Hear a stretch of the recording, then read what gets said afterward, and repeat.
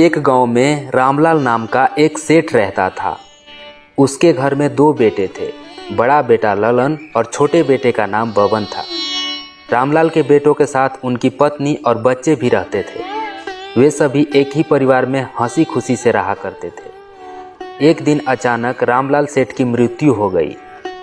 कुछ ही दिन बाद रामलाल सेठ के दोनों बेटे एक परिवार से अलग अलग हो गए और अलग अलग रहने लगे। बड़ा भाई ललन बड़ा ही लालची था और छोटा भाई बबन सीधा साधा और भोला इंसान था। पिता की मृत्यु के बाद ललन ने सारी संपत्ति पर कब्जा कर लिया। उसने बबन को फूटी कौड़ी तक नहीं दी और घर से भी निकाल दिया। उसने छोटे भाई बबन की संपत्ति हड़प कर ऐशो आराम का जीवन गुजारने लगा और पिता रामलाल के तरह उस गांव का सेठ बन गया। इधर बबन और उसका परिवार गरीबी के दिन गुजार रहे थे। छोटे मोटे काम करके वह 2 वक्त के रोटी भी बड़ी मुश्किल से जुटा पाता था। वह अपनी गरीबी के कारण हमेशा चिंता में डूबा रहता था।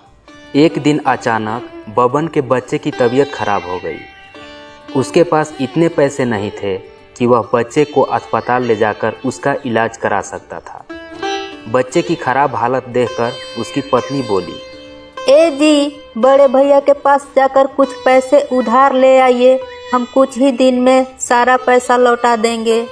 तुम ठीक कहती हो, मैं अभी बड़े भैया के पास जाता हूँ। बड़े भैया, मुझे कुछ पैसे उधार दे दीजिए। मेरा मुनिया की तबीयत बहुत ख़राब है। उसे इलाज के लिए अस्पताल लेकर जाना है।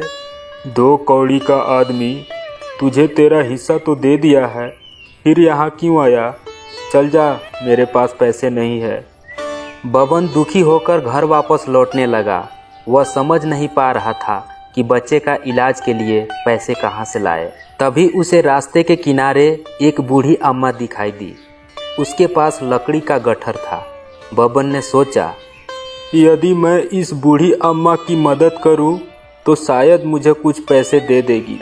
वह बूढ़ी अम्मा के पास गया और बोला, अम्मा जी, क्या मैं ये लकड़ी का गट्ठर आपके घर तक पहुंचा दूं? इसके बदले आप मुझे कुछ पैसे दे देना। मुझे पैसों की ज़रूरत है। ठीक है बेटा, तुम ले चलो। बबन ने लकड़ी का गट्ठर उसके घर तक पहुंचा दिया।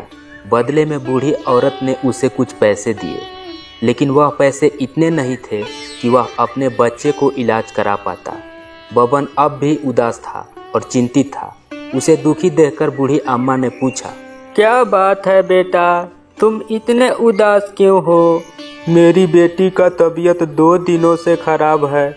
मेरे पास पैसे नहीं है कि मैं उसे अस्पताल में ले जा सकूं और घर में खाने को कुछ नहीं है। मेरी पत्नी 2 दिनों से भूखी है।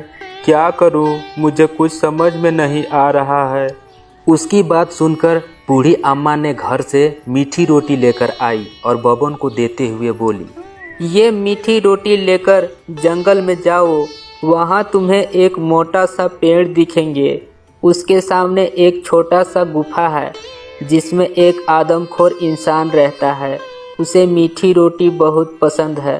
तुम ये रोटी उसे दे देना और रोटी के बदले उससे पत्थर की चक्की मांग लेना। चक्की मिलते ही तुम्हारे दिन बदल जाएंगे। ठीक है अम्मा जी, मैं अभी जा रहा हूँ। बबन मीठी रोटी लेकर जंगल की ओर चल पड़ा। जंगल में जाने के बाद उसे एक मोटा सा पेड़ दिखाई पड़ा। उसके सामने एक गुफा था। वह गुफा के अंदर गया, देखा कि आदमखोर इंसान बैठा हुआ था। जब आदमखोर इंसान का नज़र बबन पर पड़ा तो वह गुस्से में आकर बोला, कौन हो तुम जो बिना अनुमति के हमारे गुफा में घुस गए? बबन मीठी रोटी दिखाते हुए बोला, मैं आपके लिए मीठी रोटी लेकर आया हूँ। मीठी रोटी देखकर आदमखोर इंसान का गुस्सा छू मंतर हो गया और बोला, वाह, तुम हमारे लिए मीठी रोटी लेकर आए हो। ये तो मुझे बहुत पसंद है। जल्दी से ये रोटी मुझे दे दो। इसके बदले तुम जो चाहोगे मांग लेना, हम दे देंगे। ठीक है, आप मुझे रोटी के बदले पत्थर के चक्की दे दीजिए। आदमखोर इंसान ने खुशी खुशी उसे पत्थर की चक्की दे दी और बबन चक्की को लेकर जाने को हुआ। तभी आदमखोर इंसान ने बोला, सुनो भाई, ये कोई मामूली चक्की नहीं है, बल्कि जादुई चक्की है। इसे तुम जो मांगोगे वो तुम्हें मिलेगा। लेकिन याद रखना, जादुई चक्की जब चलती है तो अपने आप नहीं रुकती। इसे रोकने के लिए इस पर लाल कपड़ा डालना पड़ता है। तुम भी ऐसा ही करना। जी बिल्कुल, मैं ऐसा ही करूँगा। बबन उस चक्की को लेकर घर आ गया। घर आकर देखा तो उसके बच्चे की तबीयत और बिगड़ रही थी और पत्नी उदास बैठी थी। उसने अपनी पत्नी को पूरी बात बताई और दोनों जमीन पर चक्की लेकर बैठ गए और बोले, चक्की चक्की हमें पैसे दो। देखते ही देखते जादुई चक्की से सोने के सिक्के निकलने लगे। फिर तुरंत बबन ने चक्की पर लाल कपड़ा डाल दिया और चक्की रुक गई।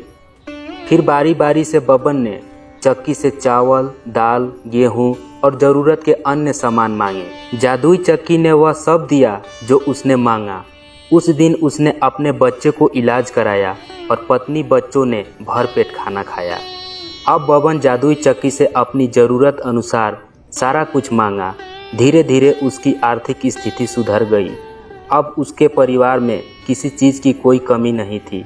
उसने गांव में आलीशान घर बनाया। सचमुच उसके दिन बदल गए थे। जब उसकी अमीरी का चर्चा उसके बड़े भाई ललन तक पहुंचा तो वह जल उठा और कहा, कुछ दिन पहले ये भिखारी था, खाने के लिए लाले पड़े थे। वो अचानक इतना अमीर कैसे बन गया? अवश्य इसमें कोई राज है, चल के देखता हूँ। उसी दिन ललन शाम को बबन के घर पहुंचा और खिड़की के पास छुपकर अंदर झांकने लगा। उसने देखा कि बबन एक चक्की के सामने बैठा हुआ है और कह रहा है, चक्की चक्की मुझे चावल दो। देखते ही देखते चक्की से चावल निकलने लगा और ललन यह सब देखकर हैरान रह गया। ओ तो इस चक्की से भिखारी बबन अमीर बन गया। कुछ तो सोचना पड़ेगा। ललन इस चक्की को चुराकर उसे ढेर सारा धन दौलत मांगकर अमीर होने के सपने देखते हुए वहां से चला गया। आधी रात होने पर ललन फिर बबन के घर आ गया। सभी लोग सो चुके थे। ललन खिड़की के रास्ते गया और जादुई चक्की को चुराकर वहां से घर आ गया। घर आकर वह अपनी पत्नी को बोला, जल्दी जल्दी सामान बैग में रखो, बच्चों को साथ ले लो। हम अभी इसी समय गांव छोड़कर जा रहे हैं। लेकिन बताओ तो सही, क्या बात है?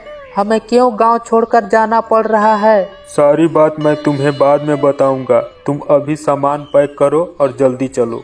ललन ने अपनी पत्नी और बच्चों को लेकर उस गांव से निकल गया। वह कहीं और जाकर बस जाना चाहता था ताकि उसके भाई बबन को पता न चले कि चक्की उसने चुराई है। चलते चलते रास्ते में उसे एक सागर पड़ा।